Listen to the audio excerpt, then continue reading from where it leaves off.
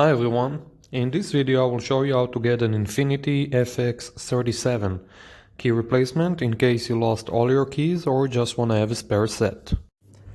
In addition, I will go over the estimated cost, type of keys, coding information, and some great tips to save you a lot of time and money.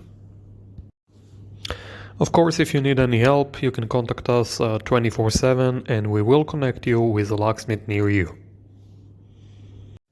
So, Infiniti FX37 has one type of key, which is a key fob or push to start. You get into the vehicle, push the start button, and the car is on. For 2013, we have a key fob with part number KR55WK49622, which needs to be coded on site with a special machine. Now it's time for tip number 1. There are many different key fobs and transponder keys that looks exactly the same. However, they have a different chip value inside them, and if you get the wrong key, you get the wrong chip. Wrong chip, and you will not be able to start the vehicle. So always remember to provide the locksmith or dealer either the exact year, make and model of your car, or the VIN number and the type of key you had.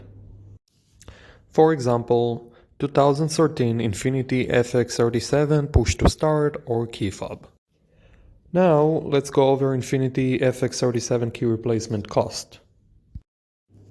You have 3 options to get a key replacement and the price varies depending on where you get the new key.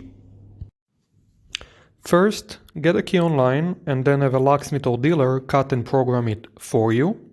Second, call an automotive locksmith who can come and make you a key and code it on site. And third, tow the car to the dealer. Online you can get it for about $40 and including cutting and coding the key you should pay about $250 total. A locksmith should charge you about $280 for on-site service at your location and the dealer about $350.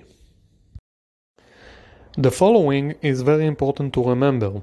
While some keys can be coded without a special machine, it is not the case here. Therefore, if you decide to buy a key online, you will have to contact either the locksmith or dealer to do it for you. You cannot do it yourself. Before we continue, a quick word about a spare set. Making an additional key when you already have a working key is much cheaper and faster. Therefore, we highly recommend getting 2 keys in case you lose all your keys, as the second key should cost less than half. Now, some tips to save you a lot of time and money. First, call a few locksmiths. Get a few quotes. This is very important, as some locksmiths are very busy on a given day and some aren't. Use it for your advantage. Second, try to call a few companies, even if they are not located right next to your location. Most locksmiths offer a mobile service, sometimes up to 30-mile radius, so even though the business address might be far from you, they might be helping the customer right next to you.